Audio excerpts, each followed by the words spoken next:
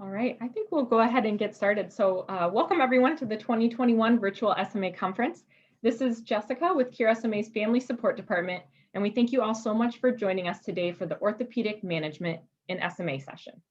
We are so incredibly grateful to our national presenting sponsors, Biogen, Genentech, and Novartis Gene Therapies for their incredible support of this year's Virtual SMA Conference. I did want to note that all lines are muted during this session other than for the speakers. But if you do have any questions, please find the chat conversation tab located on the right-hand side of your screen. You can use this to submit questions throughout the session, and then we've got some time at the end for Q&A, so we will get to as many questions as we can there. And now I would like to introduce our speakers today, Dr. Rosenfeld with Chalk Children's Hospital and Dr. Snyder with Boston Children's Hospital. Thanks so much, Brian. All right, so thank you everybody for coming. So Sam and I have been doing this for a few years. I'm going to talk about general orthopedic and musculoskeletal issues, especially affecting the appendicular skeleton. Sam's going to talk more about scoliosis. And then tomorrow, Sam and I are doing a separate session on early onset scoliosis because that has some real significant issues that are relevant to many of our patients. These are my disclosures. So, multi-system involvement requires multidisciplinary management, and orthopedics is one part of your overall care team. The musculoskeletal issues with SMA are contractures, fragile bones that cause pathologic fractures, hip instability, which is called either subluxation or dislocation, and then scoliosis. And I'm going to talk about contractures, fragile bones, and hip instability, and Sam's going to talk about scoliosis. The big issue is the effect of Spinraza and Zolgensma on modifying these problems remains unknown. And in a recent survey of Cure SMA members and patients, 60 to 70% of patients surveyed note that they have musculoskeletal related pain at some or all of the time. Contractures refers to loss of joint motion due to compositional and structural changes in muscles, tendons, ligament, and capsule. The contractures can occur at any joint, and it's caused by weakness, decreased range of motion, prolonged positioning of an extremity in one position. Prevention of contractures is typically through physical therapy with range of motion exercises, splints and orthotics, equipment that helps positioning, and focus on all joints and emphasize the joints that are tight. Incorporate stretching, passive range of motion into a daily routine, such as during diaper changes, bath time, or before bed. Surgical intervention is really only indicated for fixed contractures that impair seating, mobility, and function with the goal of restoring functional range of motion.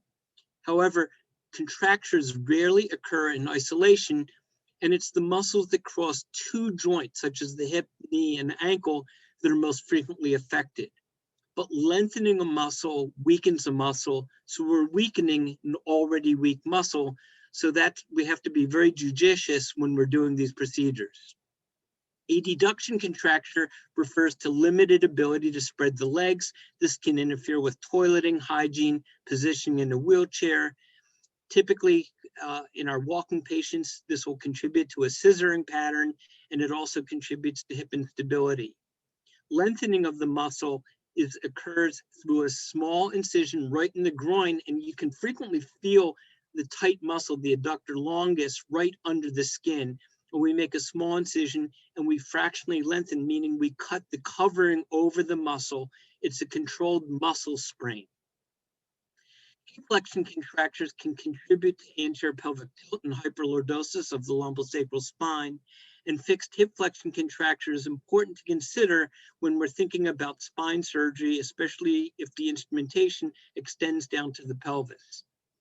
In our walking patients, we will fractionally lengthen at the brim of the pelvis to preserve the iliacus muscle because hip flexion strength is important for walking. But for our non-ambulatory patients, we will detach the iliopsoas tendon at the level of lesser trochanter through that same incision that I just talked to you about with the adductor tenotomy. This is frequently just done as a day surgery. Hamstring contractures limit the ability to stand upright and contribute to a crouched posture with flexion of the hip and knee. It also affects pelvic position when fusing the spine to the pelvis. Clinically, you'll have the inability to fully straighten the leg or the knee. And we can fractionally lengthen this through a very small incision at the posterior aspect of the thigh, just above the popliteal fossa, where we also basically make a stripe through the fascial covering over the muscle, and it's controlled muscle sprain. Gastric scoliosis, muscle contracture, and Achilles tendon contracture basically contributes to what we call equinus deformity, or basically standing on your toes. And this decreases your base of support and interferes with standing balance. In younger patients without a fixed contracture, we can do serial casting and use of an ankle foot orthosis. But in older patients where the deformity is fixed, we'll often do a fractional lengthening through the fascia overlying the gastrocnemius muscle. I think it's important to avoid an Achilles tendon lengthening because I'm afraid that you can weaken the muscle too much. Osteopenia increases the risk for fragility fractures, and that means fractures caused by minimal trauma. It's common in up to 40% of non-ambulatory SMA patients, with just above the knee being the most common site. And risk factors are stiff joints, increased and decreased bone mineral density, specifically low vitamin D levels, as well as disuse. Osteopenia is silent and progressive, with fracture often being the first sign, and routine x-rays are insensitive for detecting early bone loss. Therefore, we use dual energy x-ray absorptiometry, but this does not measure true bone density. It's basically measuring an aerial bone mineral density, and as such, we have to normalize by patient size. Even though the normative data is presented by age, our children with SMA are small in size and stature for their age. So you have to request that instead of using age normative data, that you do size normative data. And it may be, even though your son or daughter is 8 years old, in size, you may need to match to a 5-year-old. Osteopenia appears at sites comprised of the spongiform trabecular bone that's adjacent to joints, and this affects the spine, hip, knee, shoulder, wrist. These contain greater proportions of trabecular bone, and trabecular bone is metabolically more active than cortical bone. This is essentially the same thing that affects postmenopausal elderly females, but we're seeing it in our young children. We propose to use a lateral femoral DEXA to assess BMD in SMA patients, since in many of our patients, the hip and spine have pathoanatomy with dislocated hip or scoliotic spine, and the distal femur is among the most common sites for fragility fracture. Prevention and treatment, physical therapy with joint range of motion and use of braces helps prevent contractures. Weight bearing is particularly important, although the correct dose of weight bearing remains unknown. We tend to recommend at least 2 hours a day in divided sessions, at least 5 days a week. Pharmacologic interventions to increase bone anabolism include vitamin D supplement, a minimum of 2,000 international units a day, plus calcium supplement. And then we can decrease bone resorption through bisphosphonates. Zoledronic acid or pamidronate are generally the most commonly used in children. Treatment of fractures, many can be treated with splints and avoid rigid casts, but for shaft fractures of weight-bearing bones such as the femur and tibia, we do recommend surgical stabilization with instrumentation in an effort to facilitate transfers and accelerate resumption of weight bearing. But I think it's really important to avoid prolonged cast immobilization. Hip instability leads to dysplasia and dislocation. The risk factors for spine and hip deformity are inversely correlated with physical functional capability, so that they're highest for the SMA1s and type 2s. Hip subluxation and dislocation is most common in non-walking children between ages of 3 and 8. It can affect one or both hips. It's often associated with pelvic obliquity and scoliosis. The pathophysiology is that the hips start out normal at birth, but because of global symmetric weakness of the core and hip girdle muscles and absence of weight bearing, we have an attenuation of the mechanical stimulus for growth and remodeling of the hip joint. This leads to what's called coxa valgus and persistent femoral anteversion. It's also associated with pelvic obliquity and scoliosis, and it's a little bit of a chicken and egg. It's unclear which comes first, the pelvic obliquity, scoliosis, or the hip instability. So in SMA patients, because of proximal weakness, the hip flexors tend to be stronger than the hip extensors. So the psoas muscle is stronger than the gluteus maximus, and the adductor longus muscle, the adductor, is stronger than the gluteus medius. This over time leads to an anatomic deformity called coxa valga, where the neck shaft angle is 170 degrees, where it should be 125 degrees. And then we also have excessive femoral anteversion, which on physical exam is manifest by lying prone, and you see the hip internally rotates to 70, 80 degrees, when instead it should only internally rotate to about 30 degrees. And this is what the anatomy looked like on X-ray. Pressure from the femoral head sitting at the posterolateral margin of the acetabulum inhibits normal acetabular growth, which contributes to deficient coverage of the femoral head and hip instability, where the hip can subluxate or dislocate posterior and laterally. That means out the back. Physical exam, young children, the hip is very unstable and can pop in and out of the joint as the hip goes from abduction to adduction. And this sometimes can be appreciated during diaper changes, toileting, and hygiene. In older children, though, the dislocated hip becomes stiff and it may be stuck out of joint with symmetric loss of hip abduction and a fixed hip flexion contracture. And then you can get so-called windblown hip deformity with pelvic obliquity and scoliosis. But physical exam alone is unreliable to diagnose hip instability. Windblown hips is this adduction of one hip and abduction of the other, associated with pelvic obliquity with increased risk of unilateral hip dislocation on the elevated hemipelvis side. And the relationship between the hip instability and scoliosis is a little bit of the chicken and egg argument, but it's common in both SMA 1 and 2 patients. For monitoring, we recommend supine x-rays of the hip on a yearly basis. Standing x-rays, if possible, because weight bearing is provocative for hip instability, and evaluate whether the hip reduces in abduction. The x-ray measurements that we look at are migration index, which is the width of the uncovered head relative to the total head. So we want the hip to be in the green area under the socket, and we compare that relative to the non-contained hip.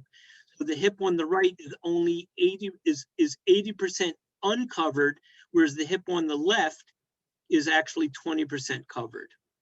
And migration index of 40% means that the hip is at risk for dislocation. The acetabular index is the angle formed by the lateral corner of the acetabular roof with the horizontal line. And it's basically saying how horizontal is the roof to contain the hip joint. Additional imaging studies, including 3D CT reconstructions, are often requested to look at the deformity of the femoral head and to isolate and identify the location of the deficiency of the acetabulum for reconstructive surgery. Now, treatment of unstable hips is controversial, especially now in the age of Spinraza, where prior to this, often it was said, leave the hips out, they're painless, but we just had during the clinical session earlier today that in fact these aren't asymptomatic, and our young adult patients often have hip pain. There's few natural history studies of untreated hips, but pelvic obliquity and scoliosis is present in 91% of non-ambulatory children.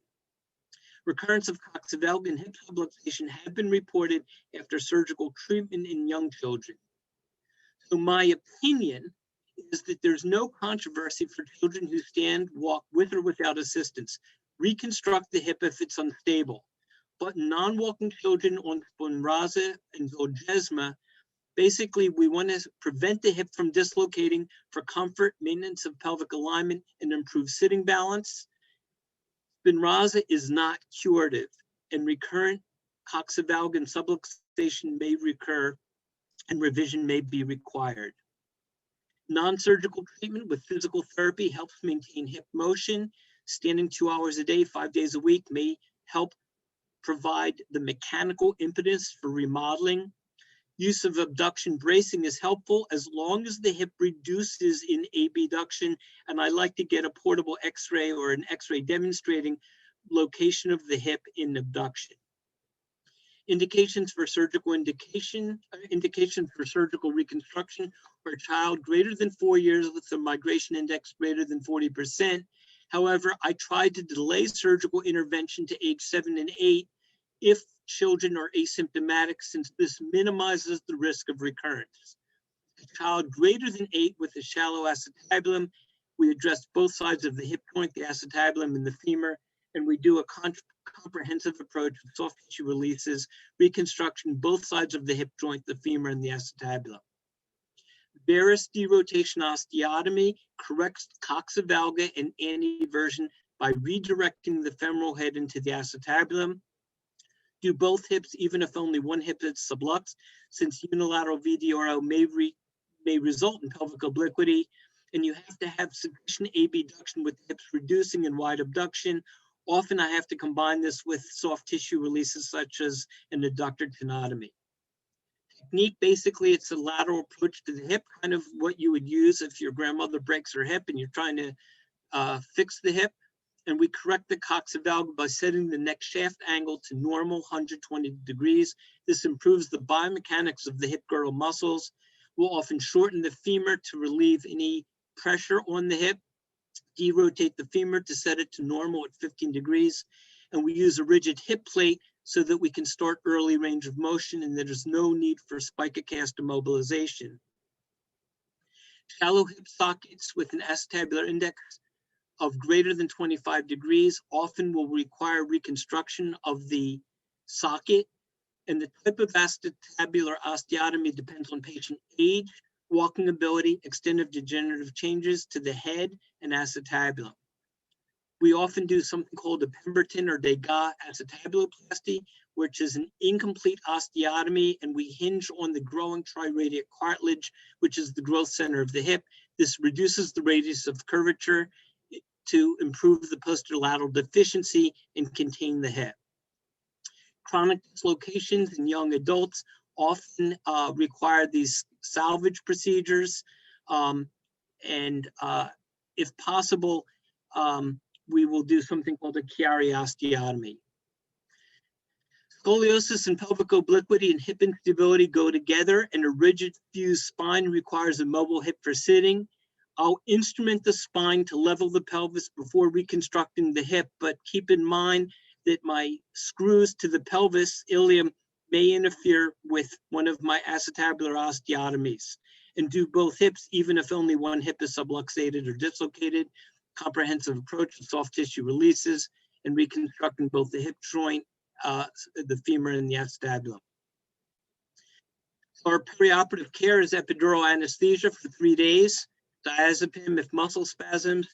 I use a hip abduction brace or a foam wedge for 3 weeks, and I do not use spica casts. If the hip is actually dislocated, I'll often do a capsulorrhaphy, which helps reconstruct the and improve the stability of the hip.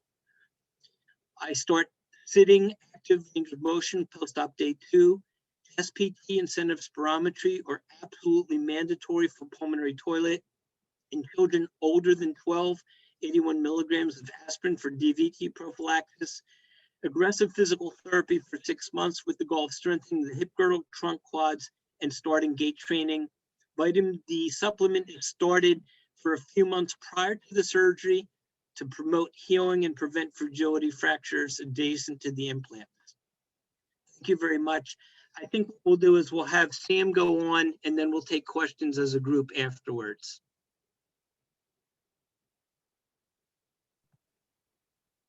Thank you so much, Dr. Snyder.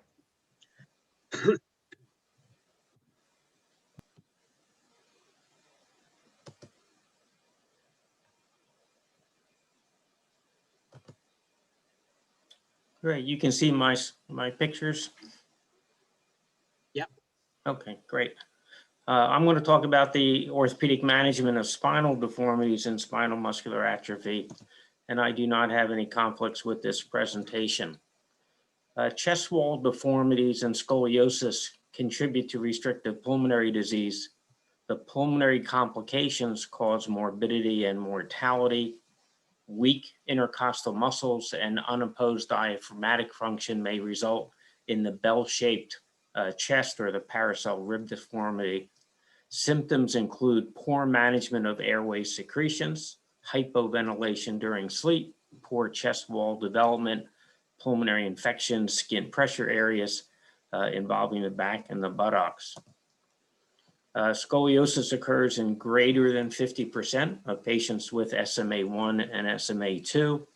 Non-ambulatory patients are at greater risk for scoliosis. The pelvic obliquity and kyphosis are often associated with spinal deformity.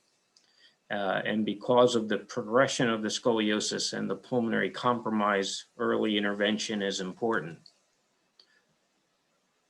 Well, what are the goals of treatment? Well, we want to improve sitting balance and tolerance.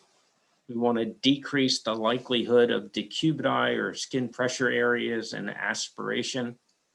We want to relieve pain in hips and back, decrease the need for assistive devices, eliminate the use of the upper extremities for support.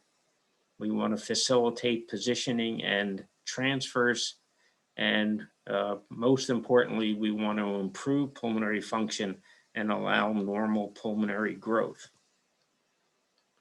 Non-surgical management involves careful observation for spinal deformity. Orthotic management needs to avoid further constriction of the thorax that will impair pulmonary function.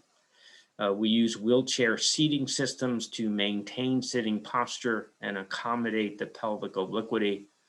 Orthoses may slow scoliosis progression, although Dr. Snyder presented earlier that this is really not the case. However, if you're having progressive spinal deformity in an orthosis, you need to discontinue the orthosis. And just an example of the type of orthosis we use, I call them exoskeleton bracing, just a rim of hard plastic and soft cutouts for the abdomen and the back to allow adequate breathing. On the younger child, what do we do for surgical management? So under 10 years of age, we consider those patients skeletally immature.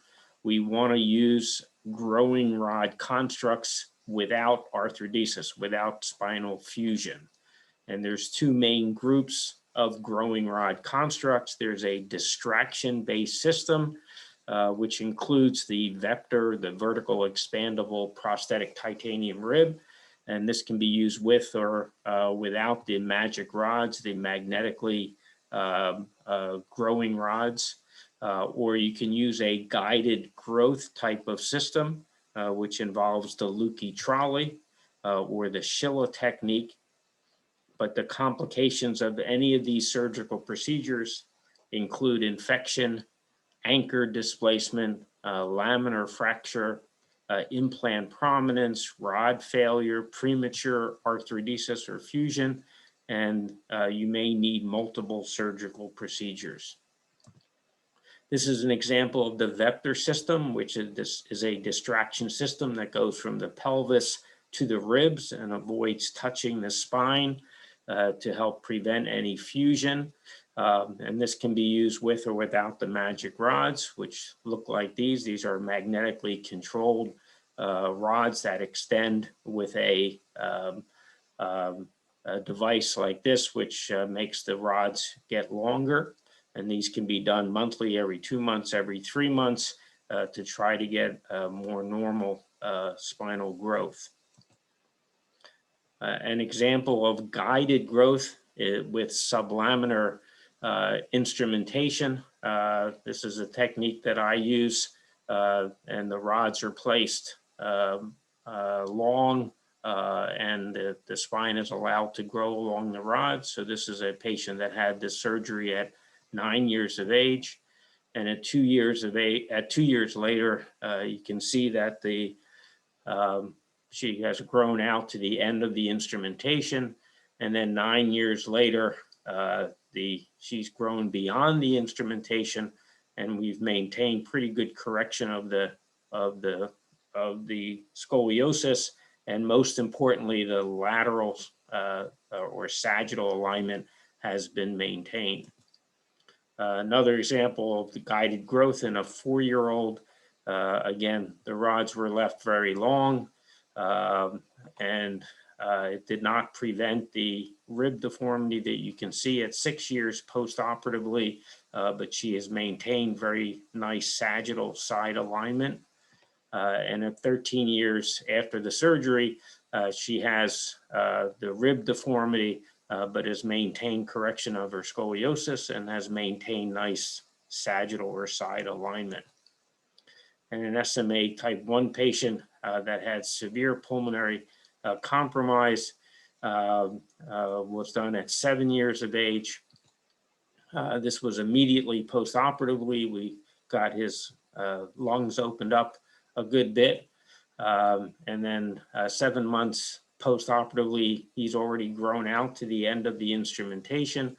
And 6 years after the surgery, he's grown well beyond what the instrumentation did and has maintained nice side alignment. So in the older child, over 10 years of age, the surgical management in these patients that are closer to skeletal maturity involve posterior spinal arthrodesis or fusion, osteotomies to correct the deformity. We use segmental spinal instrumentation, means the instrumentation is fixed at multiple levels to the spine. We usually use pelvic fixation, and it needs some autologous or allograft bone graft. The complication involves the pseudarthrosis or failure of the spine to fuse, infection, functional deterioration, blood loss, and the need for transfusion, implant failure, and thromboembolic phenomenon that are blood clots or pulmonary embolism.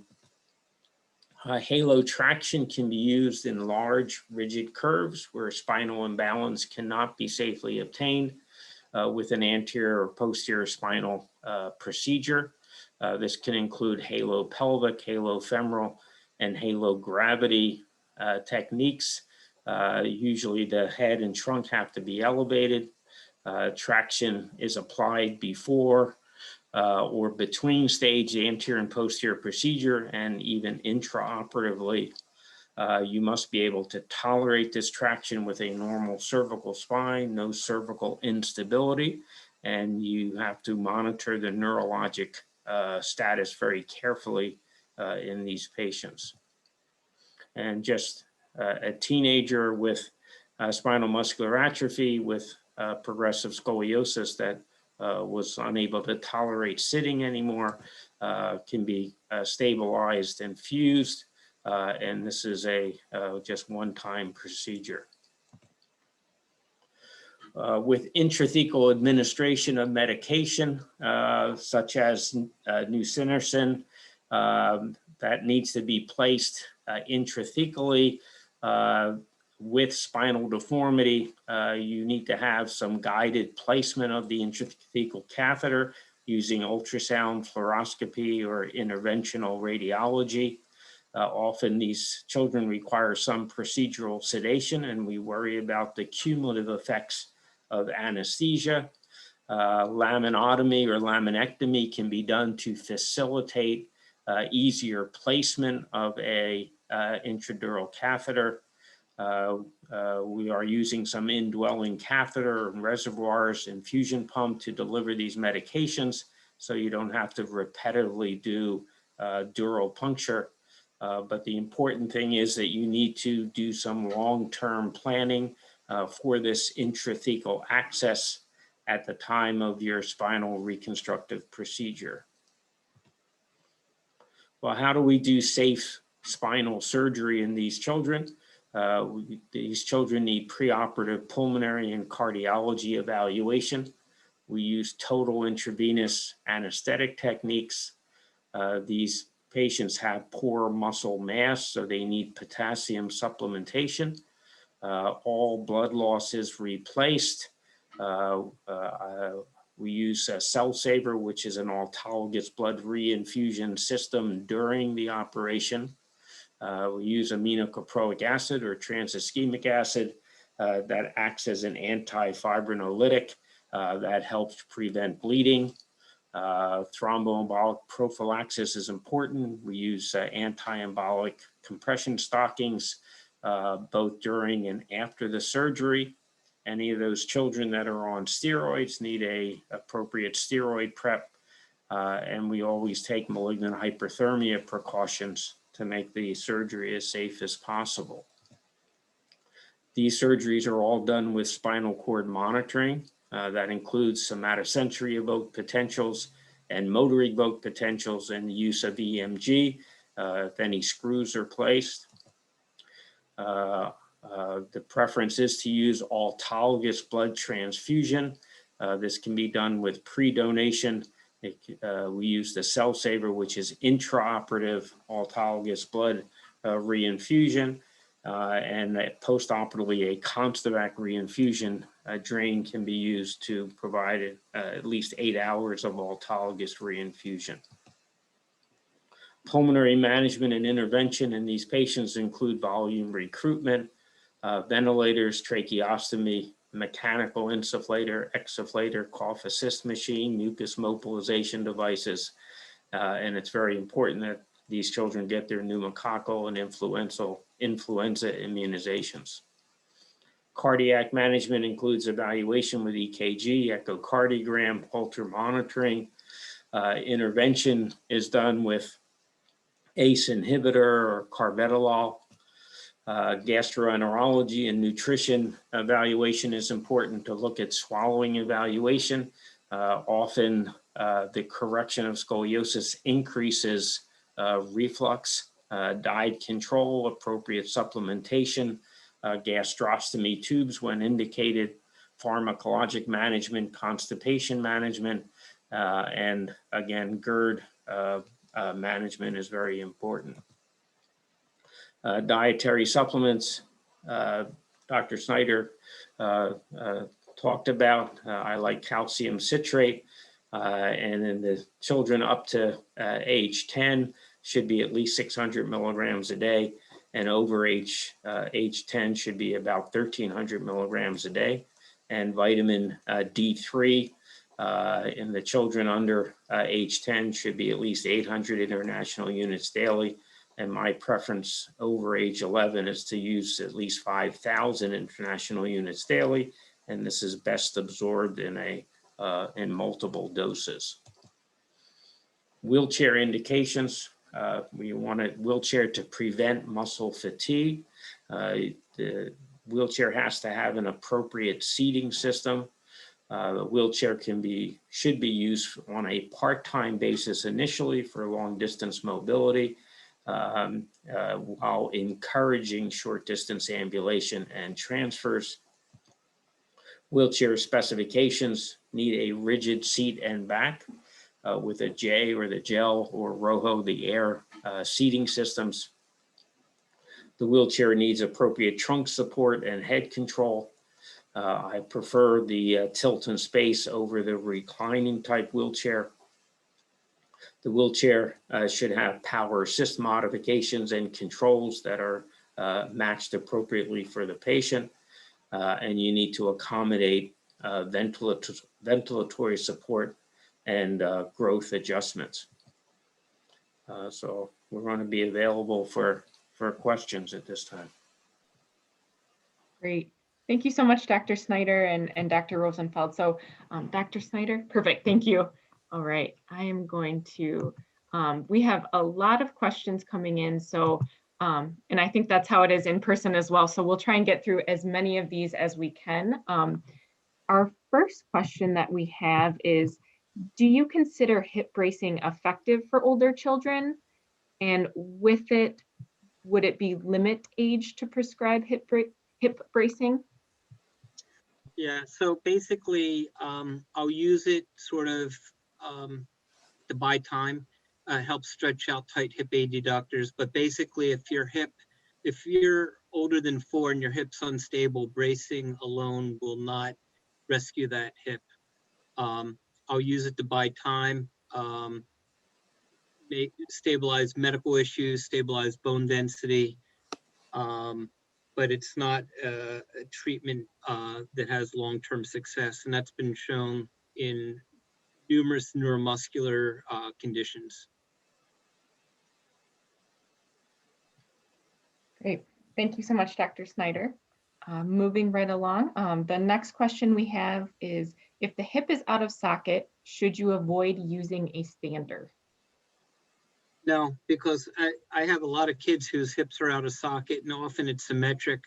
I think standing is such an important aspect that has multiple effects on lung function, GI function, bone density. So as long as it's not painful, I'll still get my kids standing. A lot of times, if you abduct the hips, you spread the legs or put a wedge, you can often in standing posture actually have that hip partly relocate back into the socket. But if it's painful with standing, then that's a provocative test. And to me, that becomes an indication for moving forward with surgery. Yeah, I would agree completely. The one issue for the therapists, I feel pretty strongly that the spastic children with hip dislocations should not be standing on their hip dislocation. And I agree that with these, with the spinal muscular atrophy patients, it would be a good idea to have them standing. So I think the therapist can get confused during dealing with these neuromuscular kids, and there is a difference between the spastic hip dislocation and this paralytic or weakness hip dislocation. Great, thank you so much. Our next question is, the person that's listening, their son is walking with long arm crutches and independently. At this point, there really isn't enough research to say what he'll need. Correct. Right now, they do hip x-rays each year to monitor. Kind of what, listening to your presentation, what you're saying is to avoid surgery as long as there's not pain. Is that correct? Well, so under 8, if the hip is not symptomatic, meaning pain during activity, I try to hold off. Now, this, as I said, now this starts getting into my opinion issue, and that's because with Spinraza and Zolgensma, we now have different goals as to what's possible. And we know from patients who have hip instability who do not have SMA that dysplasia predisposes to hip arthritis and can cause pain in young adulthood. And we've had now in the clinical session evidence that these patients as young adults have painful hips. The problem is that because of the anatomy, young adults and adults really aren't candidates for total hip replacement. That's not really a good option because the anatomy is so small, and total joint replacement devices aren't appropriate to accommodate. So we don't really have a good solution. We do have a reliable surgery that has that's fairly effective, and it's a surgery that's done a lot by pediatric orthopedic surgeons. We also know that even in kids who don't walk, such as cerebral palsy patients who have hip dislocations, when we measure their quality of life, we just recently did a prospective 5-year study, we make a significant improvement in overall quality of life up to 5 years after reconstructing the hip. So I think that while there's not a whole lot of prospective research in SMA per se, there's other neuromuscular conditions that we can use as an example.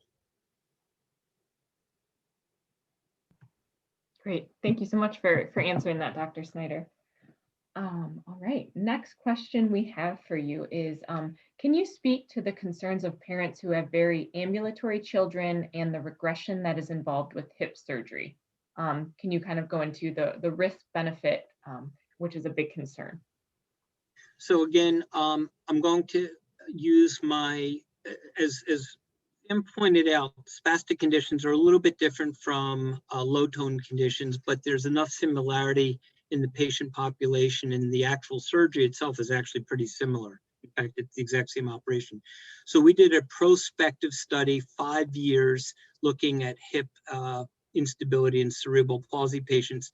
So basically, at 6 weeks, you're still recovering from the surgery and you have a decreased quality of life. We used a quality of life metric. At 3 months, you were back to where you started. At 1 year, you were actually greater than 12 points above where you started, and that's sustained for 5 years out.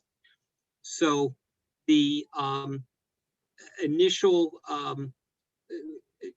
that you have that decrease in quality of life is really only in that first 6 to 12 week period. Again, some of this is technique dependent, and I think Sam's made the point that you have to have good bone quality. You have to take care of all the associated medical comorbidities, and it comes down to surgical technique. You want somebody that does this surgery a lot in neuromuscular patients, because there's a few tips and tricks that Sam and I've learned through just experience. That's why both of us have so much gray hair now.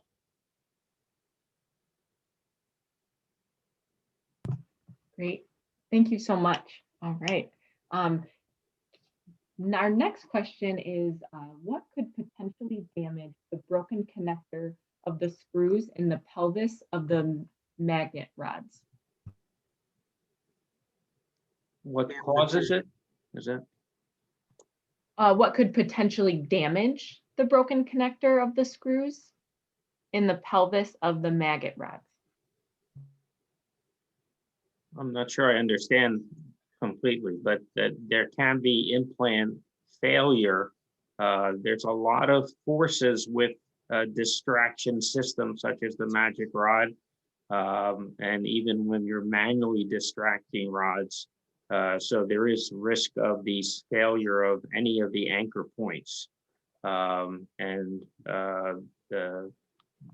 That's probably the weakest link in the system. That's something that has to be recognized and watched for carefully.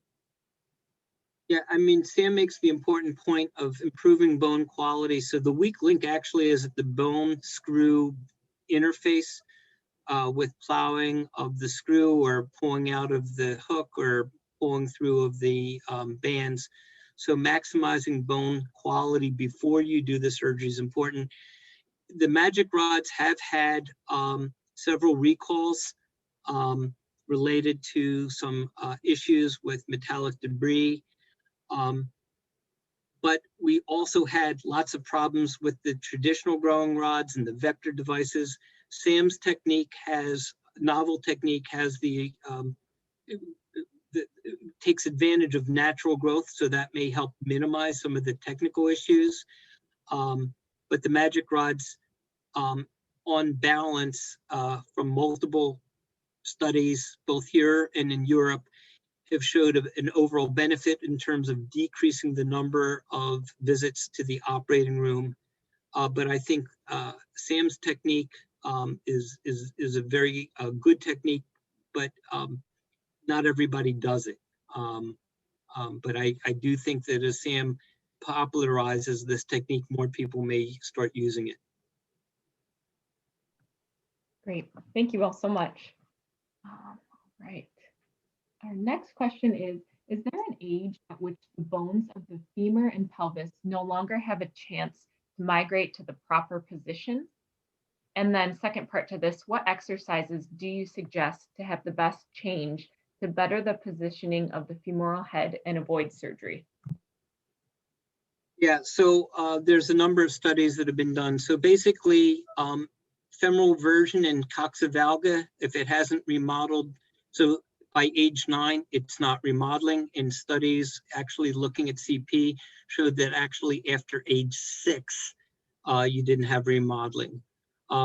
The socket actually also probably after about age 8 will not remodel, even if the femoral head is put into the socket. So if you do screw hemiepiphysiodesis to try to avoid the coxa-valga, if you have a shallow socket, the socket still won't remodel after age 8.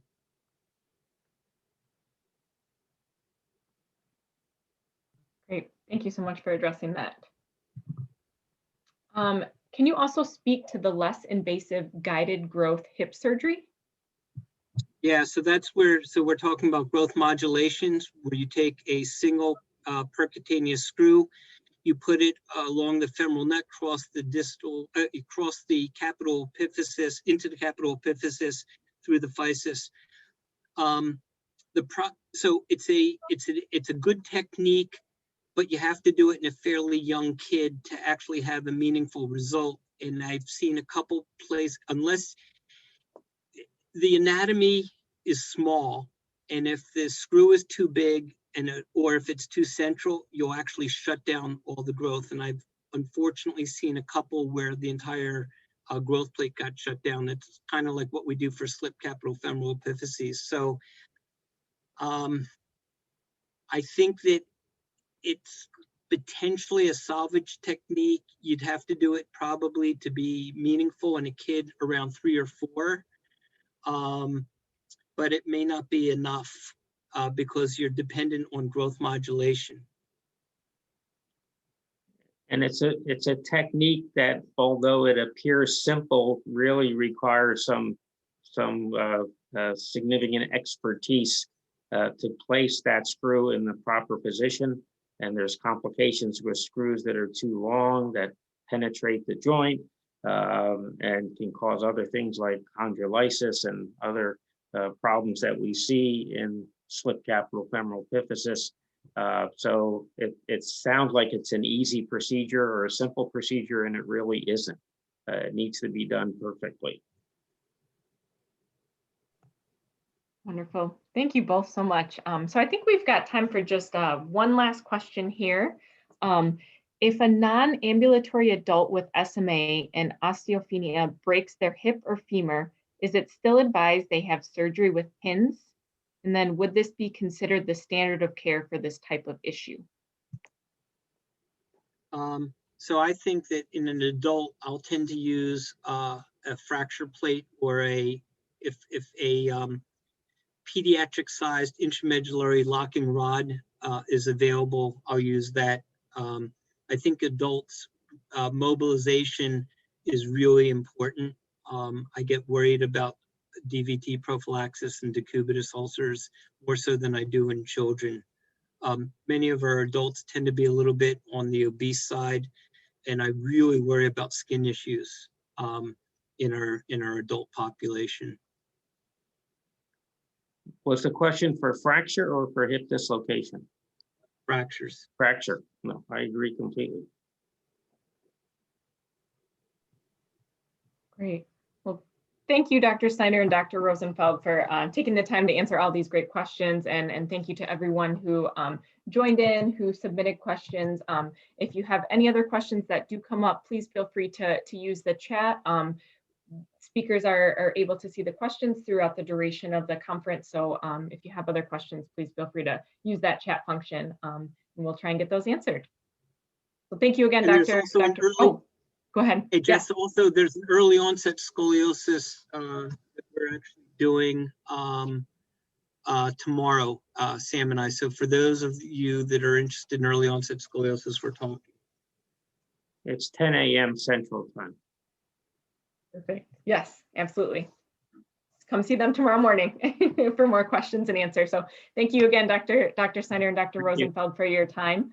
I did want to mention that there is a survey linked in the session page, and then you'll also be receiving a follow-up email with that survey link too, and we welcome any feedback that you have to share with us. Once again, we are incredibly thankful for the support from our sponsors for truly making the 2021 virtual SMA conference possible.